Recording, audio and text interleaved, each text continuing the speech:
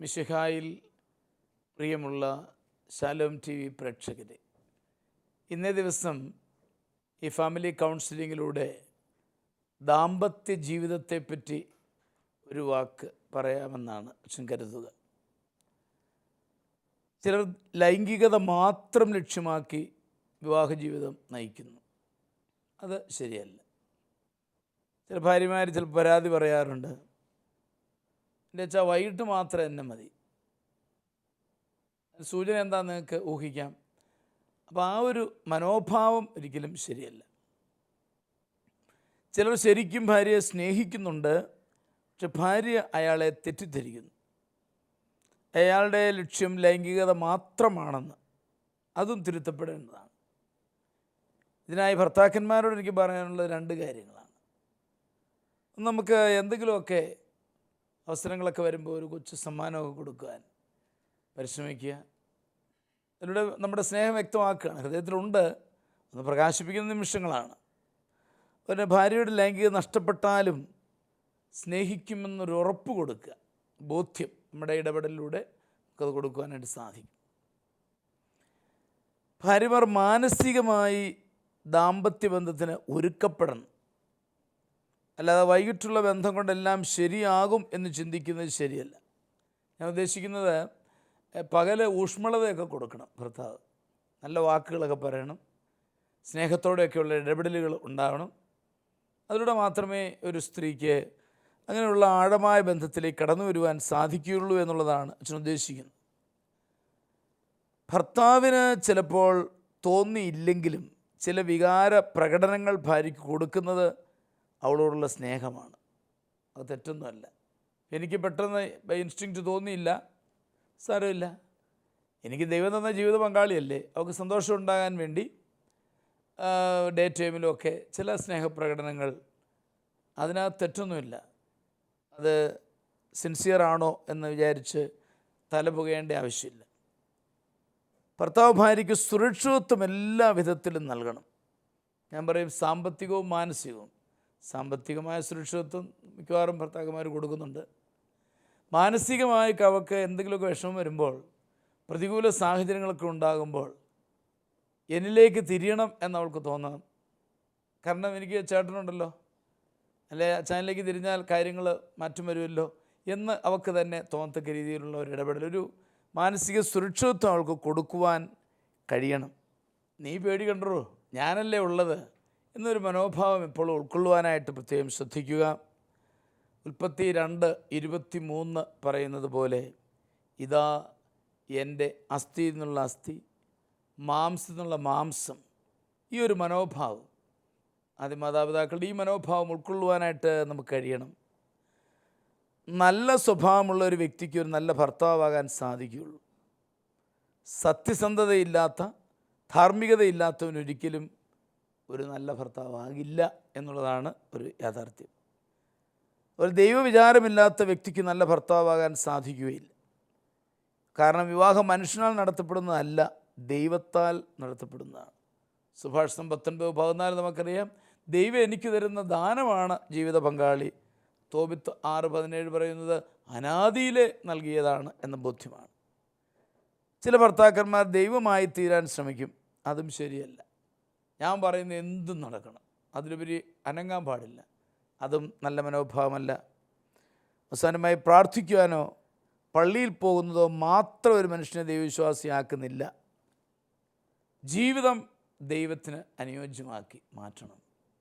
അങ്ങനെ നല്ല ഭർത്താവായി നല്ല ദമ്പതികളായി ജീവിക്കുവാൻ നിങ്ങൾക്ക് ഇടവരട്ടെ എന്ന് ആശംസിച്ചുകൊണ്ട് ഇന്നത്തെ കത്തുകളിലേക്ക് നമ്മൾ കിടക്കുകയാണ്. ഇന്നത്തെ ആദ്യത്തെ കത്ത് ആരുടേതാണ്? ഇന്നത്തെ ആദ്യത്തെ കത്ത് കാഞ്ഞിരപ്പള്ളിയിൽ നിന്നും ആനയുടേതാണ്. ഞാൻ 20 വയസ്സുള്ള യുവതിയാണ്. ഞാൻ ഓർമ്മ വെച്ച കാലം മുതൽ സ്വന്തം പിതാവുമായി വ്യഭിചാരത്തിൽ ഏർപ്പെട്ടിരുന്നു. എല്ലാവരും ഇങ്ങനെ ചെയ്യും, അതുകൊണ്ടായിരിക്കും പപ്പായും എന്നോട് ഇങ്ങനെ എന്ന് വിചാരിച്ചു. ഞാൻ 10ാം ക്ലാസ്സിലായപ്പോൾ ചെറിയ ചെറിയ അറിവ് ലഭിച്ചു. ആ ക്ലാസ്സിൽ വെച്ച് ഞാനൊരു പ്രണയത്തിൽ അകപ്പെട്ടു. അങ്ങനെ പപ്പായുമായുള്ള ബന്ധം നിന്നു. ഞാൻ ഒത്തിരി ടെൻഷൻ അടിക്കുകയും വിഷമിക്കുകയും ചെയ്യുന്നുണ്ട്. എങ്കിലും ഞാൻ ബ്ലൂ ഫിലിം കാണുന്നുണ്ട്. എപ്പോഴും സ്വയംഭോഗത്തിൽ ഏർപ്പെടുകയും ചെയ്യുന്നു. എത്രയൊക്കെ ശ്രമിച്ചിട്ടും എൻ്റെ ചീത്ത ചിന്തയും പ്രവൃത്തിയും നിൽക്കുന്നില്ല. എൻ്റെ അറിവും ബുദ്ധിയും എല്ലാം നഷ്ടപ്പെട്ടു. ഞാനിപ്പോൾ BCom 3rd ഇയറാണ്. ഒത്തിരി വിഷയങ്ങളിലും തോറ്റു. മന്ദബുദ്ധിയായി വരികയാണ്. എൻ്റെ പപ്പ തന്നെ എൻ്റെ ലൈഫ് തകർത്തു. മരണം മാത്രമേ എൻ്റെ മുൻപിലുള്ളൂ. അച്ഛാ, എൻ്റെ പപ്പ നല്ലതാകണം, കുടി നിർത്തണം. ഇനി മോളെ ഭാര്യയായി കാണരുത്. എനിക്കായി പ്രാർത്ഥിക്കണമേ. ആവശ്യമായ നിർദ്ദേശങ്ങൾ ശാലോം ടിവിയിലൂടെ തരുമോ? തീർച്ചയായിട്ടും അനിയെ ഞാൻ മനസ്സിലാക്കുന്നു. അപ്പൻ്റെ ദുർമാതൃക കൊണ്ട് ജീവിതം തകർന്ന ഒരു മോളാണിത്. അപ്പൻ്റെ രക്തത്തിൽ ഈ ദുരാസക്തി ഉണ്ട്, അത് മകളിലേക്കും പകർന്നിട്ടുണ്ട് എന്നൊക്കെയാണ് ഞാൻ ഈ കത്തിലൂടെ മനസ്സിലാക്കുന്നത്. മാതാപിതാക്കളെ, നിങ്ങളെത്ര പരിശുദ്ധരായിരിക്കണം എന്ന് നമുക്ക് വെളിപ്പെടുത്തി തരുന്ന ഒരു കത്താണിത്. ഞാൻ എല്ലാ മാതാപിതാക്കളോടുമാണ് പറയുക, നമ്മുടെ ജീവിത വിശുദ്ധിയാണ് മക്കൾക്ക് നമ്മൾ പങ്കുവെച്ചു കൊടുക്കുക. നമ്മൾ അശുദ്ധിയിൽ ജീവിക്കുമ്പോൾ അത് മക്കൾക്ക് ഏതെല്ലാം തരത്തിൽ സ്വാധീനിക്കും എന്ന് പറയാനാവുകയില്ല. കുടുംബജീവിതത്തിൽ നമ്മൾ വിശുദ്ധരാകുമ്പോൾ നമ്മുടെ കുടുംബവും നല്ലതാകും, അല്ലെങ്കിൽ നമ്മുടെ കുടുംബം തകരുകയാണ്. ആനിയോട് എനിക്ക് പറയാനുള്ളത്, മോശമായ ബ്ലൂ ഫിലിം കാഴ്ച ഉപേക്ഷിക്കുക, അതിനുള്ള സാഹചര്യങ്ങൾ ഉപേക്ഷിക്കുക. ഞാൻ ഇതുപോലെ കാണുകയെന്ന് തീരുമാനിച്ചാൽ പോരാ, അത് കാണാൻ ഇടയാകുന്ന സാഹചര്യങ്ങൾ, അത് ഒരുപക്ഷെ കമ്പ്യൂട്ടറിലൂടെയാണോ അതോ മറ്റെന്തെങ്കിലും ആണോ, അങ്ങനെയുള്ള സാഹചര്യങ്ങൾ വേണ്ട എന്ന് വയ്ക്കണം. പ്രഭാഷകൻ 18:30-31 പറയുന്നു, അധമവികാരങ്ങൾക്ക് കീഴ്പ്പെടരുത്. കീഴ്പ്പെട്ടാൽ അത് സാത്താന് പോലും പരിഹാസ വിഷയമായി തീരുമെന്ന് അവിടെ പറഞ്ഞിട്ടുണ്ട്. അതുകൊണ്ട് ഞാൻ ഒരു ഫോർമാലിറ്റി ആയിട്ട് എടുക്കരുത്. മോളെ ആനി, ഞാൻ ആ അപ്പന് വേണ്ടി ആത്മാർത്ഥമായി മോളോട് മാപ്പപേക്ഷിക്കുകയാണ്. ഞാനും ഒരു അപ്പൻ്റെ സ്ഥാനത്താണ്. വന്നുപോയ തെറ്റ് മോള് നിരുപാധികം ക്ഷമിക്കണം, ക്ഷമിച്ച് മുന്നോട്ട് പോകണം. മോളോട് തെറ്റാണെന്ന് എനിക്കറിയാം, അറിഞ്ഞുകൊണ്ട് പറയാണ്, വന്നുപോയി ക്ഷമിക്കണം, ഇനി അത് കരുതരുത് എന്ന് സ്നേഹപൂർവ്വം ഓർമ്മിപ്പിക്കുകയാണ്. അപ്പനു വേണ്ടി നമ്മൾ പ്രാർത്ഥിക്കണം, ക്ഷമിച്ച് പ്രാർത്ഥിക്കുക. 1 കൊരിന്തോസ് 9:25-27 വരെ പറയുന്നുണ്ട്, നമ്മൾ നമ്മുടെ ശരീരത്തെ നിയന്ത്രിക്കണം. സ്വയംഭോഗം നമ്മുടെ ജീവിതത്തെ നശിപ്പിക്കുന്നതാണ്. അവിടെ ദൈവത്തെ ഓർത്ത് അങ്ങനെയുള്ള വഴികൾ നമുക്ക് വേണ്ട എന്ന് വയ്ക്കുക. എല്ലാവർക്കും ഇതൊരു പാഠമാണ്. ഈ അശ്ലീലമായ സ്വഭാവങ്ങൾ നമ്മൾ ഏറുമ്പോൾ നമ്മുടെ ബുദ്ധി പോലും നശിക്കും. മോൾ ഉപയോഗിച്ചിരിക്കുന്ന വാക്ക് മന്ദബുദ്ധിയായി തീരുക എന്നാണ്. അതെ, ബുദ്ധിക്കുമൊക്കെ ക്ഷീണം തട്ടും. അതുകൊണ്ട് അച്ഛൻ പറയുകയാണ്, അത് തിന്മ വളരെ വലുതാണ്. മകളെ, മരണം ഒരു പരിഹാരമേ അല്ല. ധീരതയോടെ നീങ്ങുക. കരുണയുള്ള കർത്താവ് മകളെ തീർച്ചയായിട്ടും എല്ലാ അടിമത്തിൽ നിന്നും മോചിപ്പിക്കും എന്നുള്ളൊരു സംശയമില്ല. തീർച്ചയായും ഞങ്ങൾ പ്രാർത്ഥിക്കും. മകളും ആ കുടുംബത്തിന് വേണ്ടി നന്നായിട്ട് പ്രാർത്ഥിക്കണം എന്ന് വളരെ സ്നേഹപൂർവ്വം ഓർമ്മിപ്പിക്കുകയാണ്. നിമ്മി, ഇതേപ്പറ്റി എന്ത് പറയുന്നു? പറയാനുള്ളത്, പിതാവ് തെറ്റ് ചെയ്തു. പിതാവ് കുഞ്ഞിലെ മുതലേ ഇവളെ ദുരുപയോഗിക്കുന്നുണ്ട്. പിന്നെ അവൾ തെറ്റിലേക്ക് പോവുകയാണ്. ബ്ലൂ ഫിലിം കാണുന്നു, സ്വയംഭോഗം ചെയ്യുന്നു. ഇവയെല്ലാം തെറ്റിന് പുറമേ തെറ്റാണ്.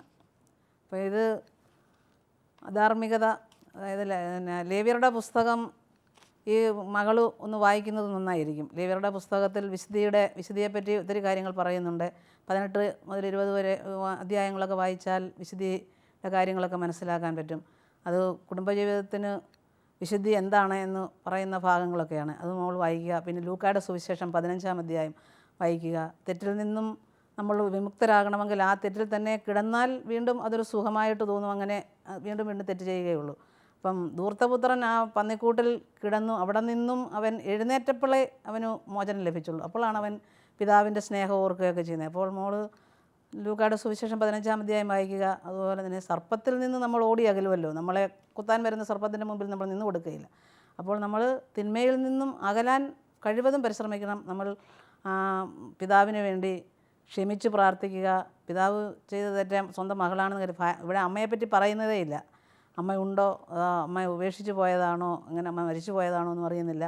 ഈ അപ്പൻ വേറൊരു സ്ത്രീയെ വിവാഹം ചെയ്ത് ജീവിക്കുന്നതാണ് ഇതിലെ നല്ലത്. ഈ മകളെ ഭാര്യയായി കണ്ട് ജീവിച്ച വളരെ അധാർമികത തന്നെ.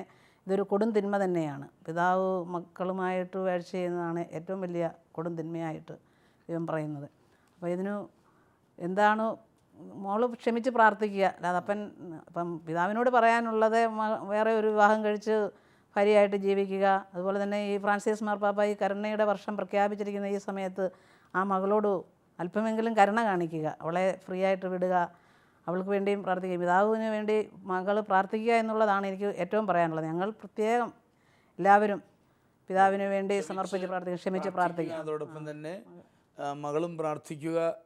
ഒരു മോചനത്തിൻ്റെ വഴിയിലേക്ക് ദൈവം നയിക്കും എന്നാണ് നിമി പറയുക. ടോംസൺ എന്ത് പറയുന്നു അതേപറ്റി? ഇതെല്ലാം ഞാൻ തീർച്ചയായിട്ടും കർത്താവിൻ്റെ തിരുരക്ത കടലിൽ നിങ്ങളെ മുക്കി എല്ലാ തിന്മയുടെ സ്വാധീനത്തിൽ നിന്നും നിങ്ങളെ മോചിപ്പിച്ച് പരിശുദ്ധാത്മാവ് കൊണ്ട് നിറയ്ക്കാനായിട്ട് പ്രാർത്ഥിക്കുക എന്നുള്ളതല്ലാതെ ഇത് കേൾക്കാനോ ഇതേപ്പറ്റി മറുപടി പറയാനോ പോലും പറ്റുകയില്ലാത്തവണ്ണം മാത്രമേറെ ഭീകരവും നികൃഷ്ടവുമാണ്. തീർച്ചയായിട്ടും ഈ മോള് അത് എഴുതി അറിയിച്ചതിന് ഒത്തിരി നന്ദി. കാരണം ഇതുപോലെ ആരെങ്കിലുമൊക്കെ ഉണ്ടെങ്കിൽ ഇന്ന് മോചനം നേടണം.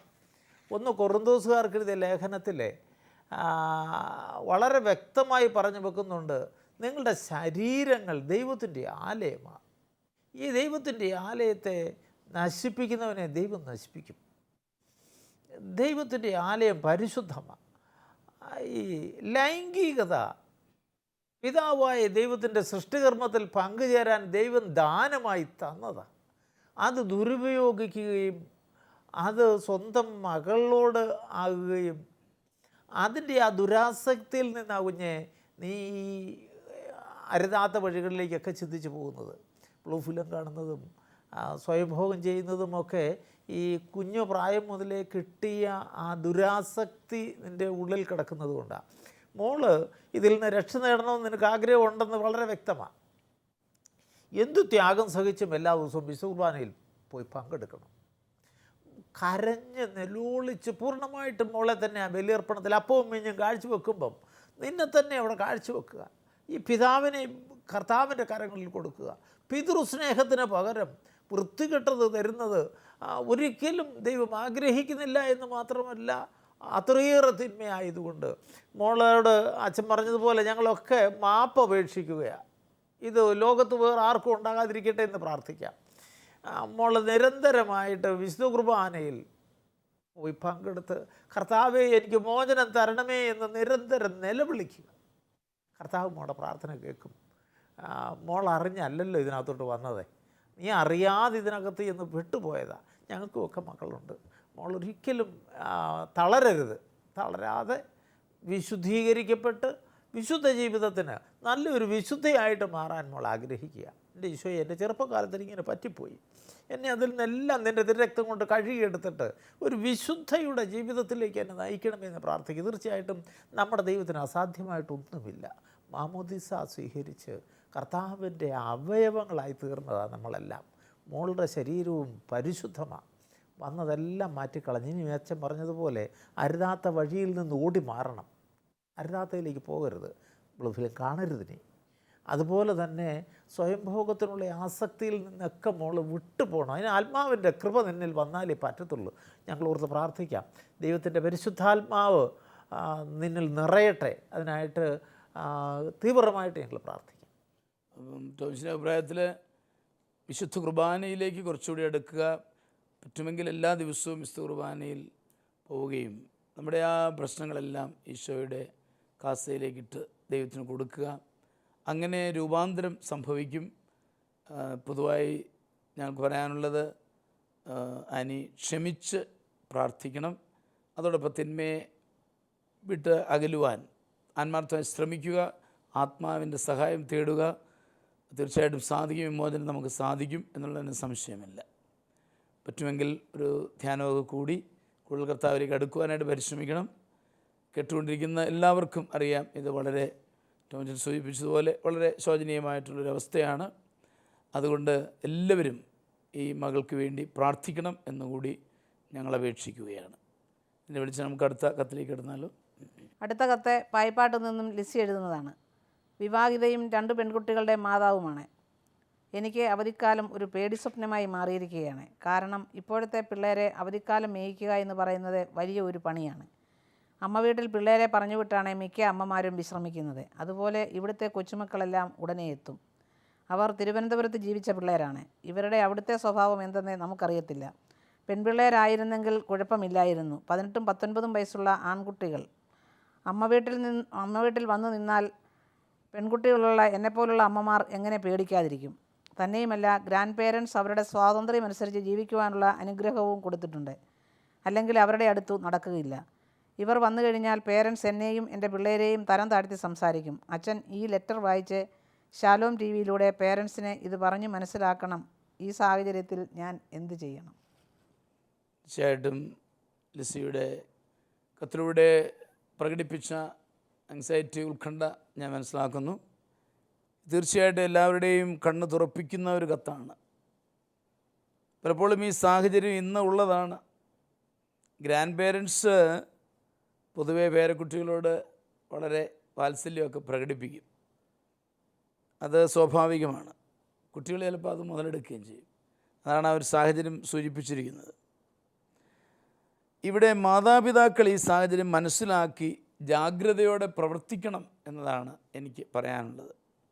എന്ന് പറഞ്ഞാൽ അവധിക്ക് അമ്മ വീട്ടിൽ വിടരുതെന്നല്ല, വിടണം.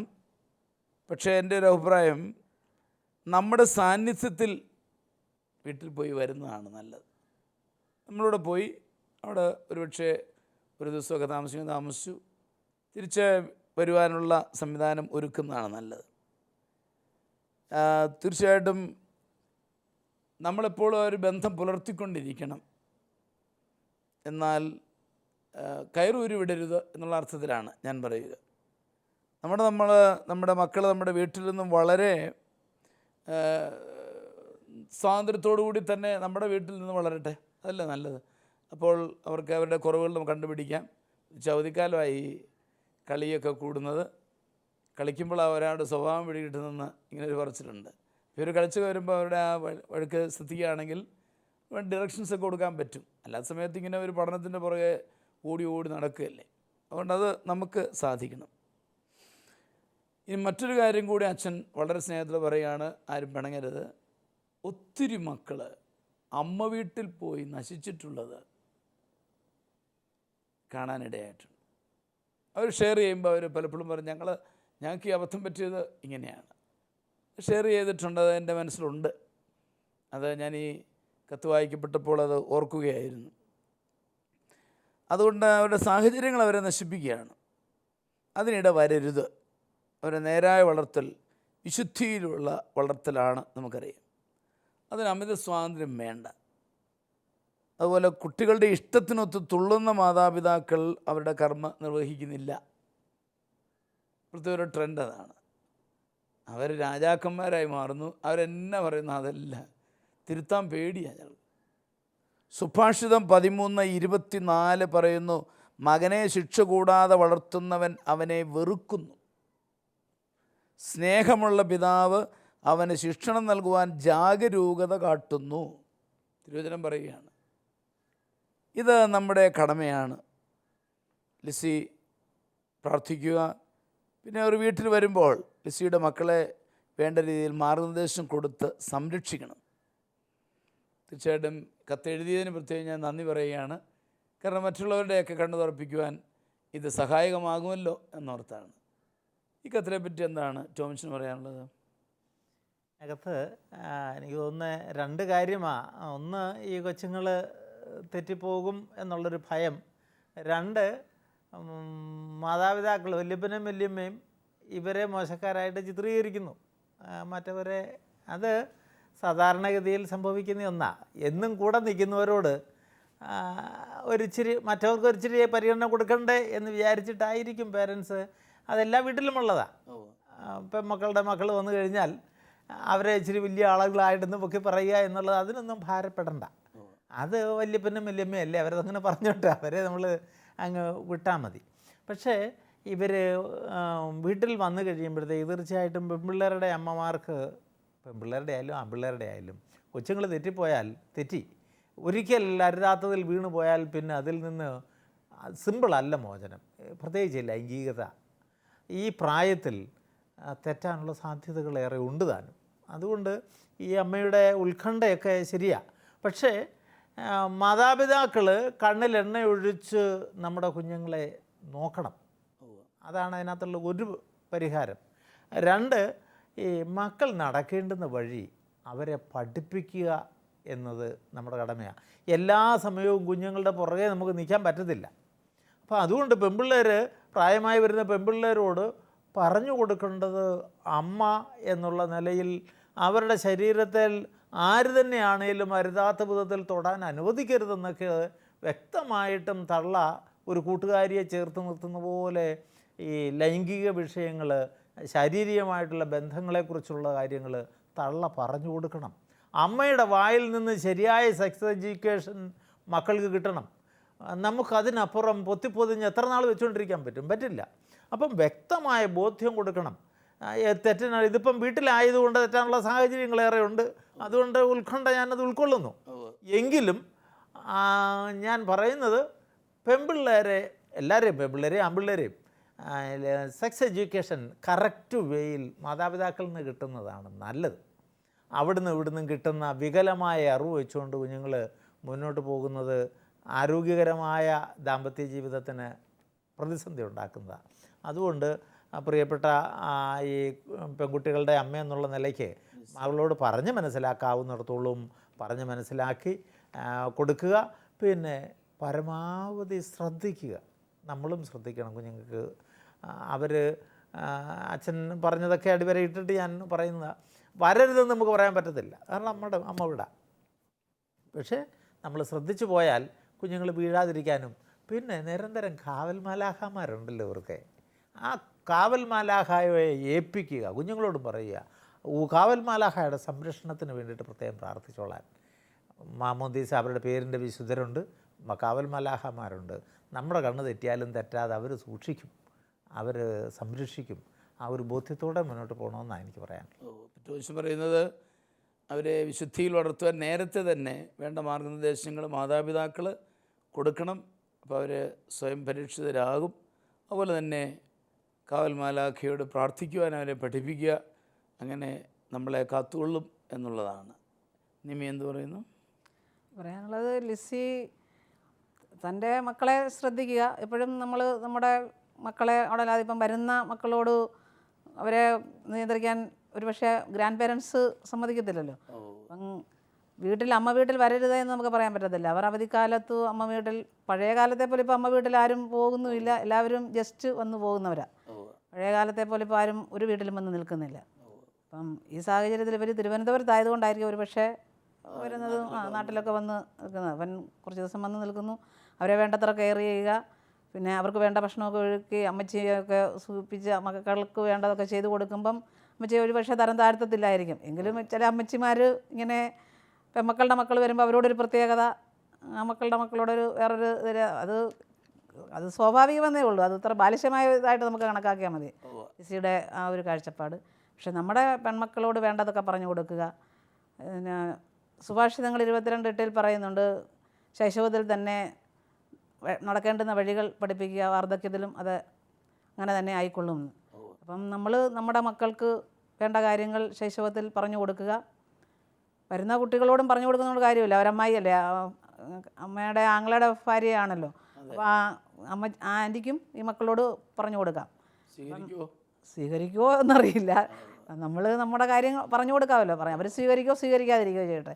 അപ്പം മക്കളോട് നമ്മുടെ പെൺമക്കളെ നമ്മൾ വേണ്ടത്ര കെയർ ചെയ്യുക. അവരുടെ വീട്ടു ജോലികളിലൊക്കെ അമ്മയുടെ കൂടെ ആ പെൺമക്കളെ കൂടെ പങ്കെടുപ്പിച്ചു അവരെ നോക്കാനും പറ്റും, അമ്മയുടെ ജോലിയിൽ സഹായിക്കുകയും ചെയ്യും. അപ്പം മറ്റവരുമായിട്ട് കൂടുതൽ സഹകരണത്തിന് ഉള്ള ആ ചാലുകളൊക്കെ ഒഴിവാക്കി കിട്ടുകയും ചെയ്യും.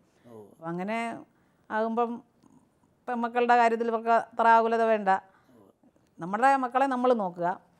പിന്നെ ഗ്രാൻഡ് പേരൻസ് പറയുന്നത് അതിൻ്റെ മുഖവിലേക്ക് എടുക്കണ്ട, അതങ്ങനെ പറഞ്ഞുകൊള്ളട്ടെ. പ്രായമായവർ പലതും പറയും, അതൊന്നും നമ്മൾ എടുക്കേണ്ട കാര്യമില്ല. വേണ്ടത്ര പെൺമക്കളെ ദൈവത്തിന് സമർപ്പിച്ച് പ്രാർത്ഥിക്കുക, അവർക്ക് വേണ്ടുന്ന കാര്യങ്ങൾ പറഞ്ഞു കൊടുക്കുക. പിന്നെ ഞാൻ പറഞ്ഞതുപോലെ കാവൽ മാലാഖയ്ക്ക് സമർപ്പിക്കുക. പിന്നെ പരിശുദ്ധാത്മാവ് എല്ലാം ചെയ്തുകൊള്ളും, പരിശുദ്ധാത്മാവിനെ ഏൽപ്പിക്കുക, ദൈവം എല്ലാം കാത്തുകൊള്ളും. നിമ്മി പറഞ്ഞതിൻ്റെ ചുരുക്കം ഇതാണ്. കൂടുതലായിട്ട് ചെറുപ്പത്തിൽ തന്നെ പരിശീലിപ്പിച്ച് ഒരു നന്മയുടെ വഴിയിലൂടെ നടത്തണം എന്നുള്ളതാണ്. അതുപോലെ തന്നെ നമുക്ക് വരുന്ന ആൺമക്കൾക്കും അതുപോലെ പരിശീലനം കിട്ടിയിട്ടുണ്ട് എന്ന് തന്നെ നമുക്ക് ഊഹിക്കാം. ലിസി കാര്യമായിട്ട് അസ്വസ്ഥപ്പെടേണ്ടതില്ല. രണ്ടുപേരും ബ്രദേഴ്സാണ്. ബ്രദറും സിസ്റ്റേഴ്സുമാണ് എന്നുള്ള ബോധ്യത്തോടു കൂടി അവർ പെരുമാറും എന്ന് തന്നെ നമുക്ക് വിശ്വസിക്കാം.